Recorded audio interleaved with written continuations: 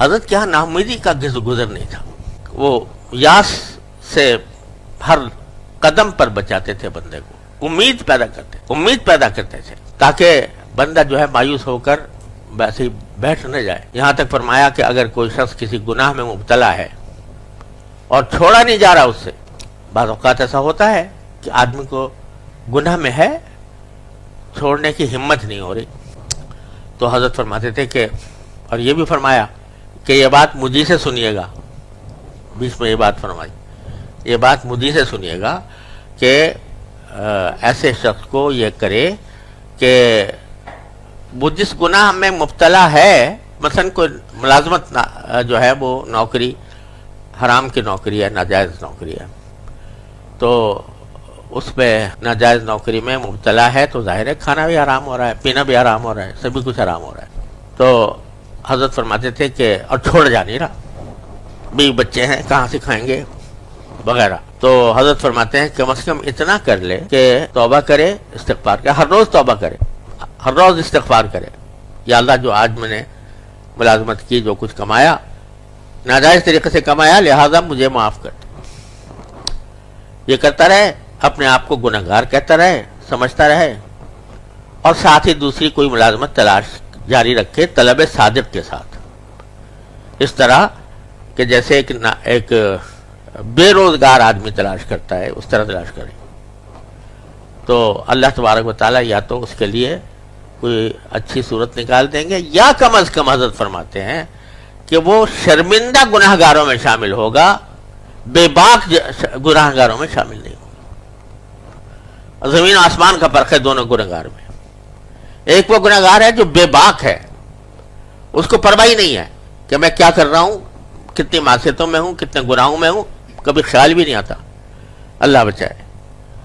وہ ہے فسق, وہ ہے فجور, کہ جو بے باک ہے, گناہ کرنے میں کوئی رکاوٹ ہی نہیں ہے. اور ایک وہ ہے گناہ کر رہا ہے مگر ساتھ میں شرمندہ بھی ہے, نادم بھی ہے, پچھتا بھی رہا ہے, اللہ تعالیٰ سے کہ حضور فریاد بھی کر رہا ہے, یا اللہ میں اس میں مبتلا ہوں, مجھے نکال دے, یا اللہ مبتلا ہوں نکال دے, یہ بھی کر رہا ہے. زمین و آسمان کا فرق ہے دونوں میں. وہ جو ہے وہ اللہ بچائے, وہ ایسی چیز ہے کہ اگر وہ اسی طرح جاری رہے معاذ اللہ تو کبھی کفر زندقے تک پہنچا دیتی ہے. اور یہ ایسی چیز ہے کہ جو رفتہ رفتہ رفتہ رفتہ انشاءاللہ گناہ سے نکال لے گی اس کو. تو حضرت فرماتے ہیں میں یہ نہیں کہتا کہ فوراً ملازمت چھوڑ دو. اگر فتوے کی بات کرو تو کیا ہوگا, بتاؤ مفتی صاحب, ہیں چھوڑ دو, سمجھے نا. تو فتوے سے اگر کبھی ایک ایک دن حرام ہے تیرا, ایک ایک لقمہ تیرا حرام ہے, چھوڑ اس کو. لیکن یہ عارف ہے, وہ یہ کہتا ہے کہ حرام سمجھ, ناجائز سمجھ, گناہ سمجھ, لیکن ساتھ پشیمانی کا اظہار, پشیمان بھی کرتا ہے, پشیمان بھی رہے اور پھر دوسری تلاش بھی کرتا رہے. کیوں؟ اگر فرض کرو کہ جوش میں آ کے یا کسی کے کہنے پر میں آ کر فوراً چھوڑ دی ملازمت, فوراً اگر چھوڑ دی اور گھر میں ہو گیا فقر و فاقہ, ایمان تو اتنا بڑا مضبوط ہے نہیں ابھی, اور فقر و فاقہ ہو گیا, تو اللہ بچائے کہیں ایسا نہ ہو کہ بعد میں کوئی اللہ بچائے کفر تک پہنچ جائے, اللہ تعالیٰ سے شکوہ پیدا ہو جائے, یا اللہ میں نے تو تیری خاطر چھوڑا تھا اور تو نے مجھے اس فقر و فاقے میں مبتلا کر دی. ہمارے دیوبند میں ایک بزرگ تھے, تو ایک قصہ سنایا کرتے تھے کہ ایک گاؤں والے تھے, گاؤں تھا, سب بے نمازی تھے اول سے لے کے آخر. تو ایک مولوی صاحب وہاں چلے گئے, انہوں نے سب لوگوں کو جمع کر کے سمجھایا, بتایا کہ بھائی اللہ کے بندو, ہم سب مسلمان ہیں, تم بھی مسلمان ہو, اور تم نماز نہیں پڑھتے تو یہ ساری بے برکتی تمہارے اندر جو آ رہی ہے یہ بے نمازی ہونے کی وجہ سے آ رہی ہے. نماز, ارے بھائی وضو کرو, لوٹا پکڑو, وضو کرو, نماز پڑھو, تو اللہ تعالیٰ کے ہاں تمہیں اللہ تعالیٰ تم سے راضی ہوگا اور تمہارے کاموں میں برکت ہوگی.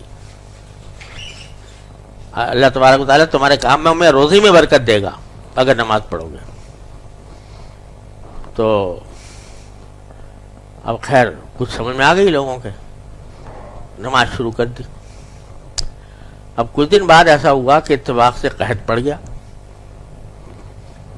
اور پانی نہیں، نہ کھیت اگ رہے ہیں، نہ گھر میں پانی کی ضرورت پوری ہو رہی ہے، پریشانی بھی لائق ہو گئی. تو اللہ بچائے، انہوں نے کہا یار یہ تو مولوی صاحب نے جو کچھ کہا تھا اس کا الٹ ہو گیا. مولوی صاحب تو کہہ رہے تھے کہ بھئی تمہارے برکت ہوگی، فراوانی ہوگی، اور یہ کچھ نہیں. جب چھوڑو یہ سب قصے کو، نماز چھوڑ کے بیٹھ گئے. تو خیر پر کسی طرح کچھ جمع ہوا. تو اب جب کبھی کوئی آدمی کسی سے ناراض ہوتا اور کہتا کہ تو میری بات مان لے ورنہ تجھے نقصان ہوگا، تو وہ دھمکی دیتا تھا کہ اٹھاؤں لوٹا، کروں وضو، پڑھوں نماز.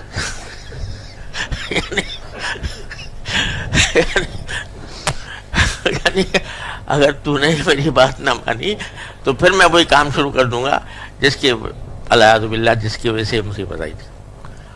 تو اللہ بچائے، بعض اوقات فقر و فاقہ جو ہے وہ انسان